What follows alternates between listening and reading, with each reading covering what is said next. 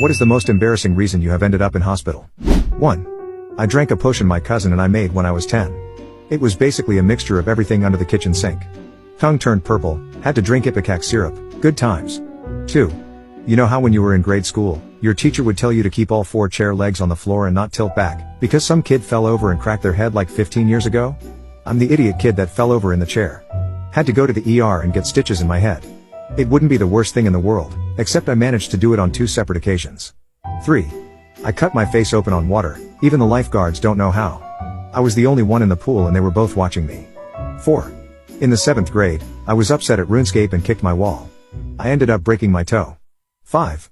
When I was 19, I finally had an eraser that had been stuck in my ear for 9 years removed. 6. One time, I went to the hospital because I thought something was going on with my appendix. Turned out I was just really constipated. 7. When I was 12, I accidentally sat on one of my balls and lodged it up in my body. Turns out they got twisted up and had to have surgery to put them back in place. Lied to all of my friends about what happened when I got back to school. 8. I fell on my head while doing yoga, and concussed myself. Then a month or 2 later, while showing friends how it happened, I fell again and had to go back to the ER. The nurse remembered me. 9. Woke up after a night of drinking with a tingly sensation in my left arm. I thought I just slept on it funny, so I told my girlfriend, and she started wondering if I was having a heart attack. She got me all paranoid and it wasn't going away, so off to the emergency room I go. Turns out I had something called Saturday night palsy.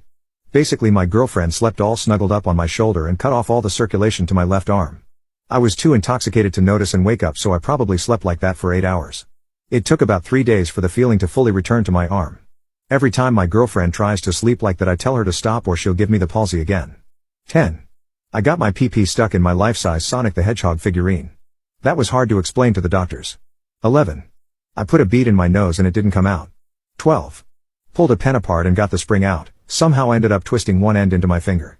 Tried for ages to try and get it out, had to go to the hospital to get it removed. Nurses insisted on taking photos of it, ended up on one of the hospital walls.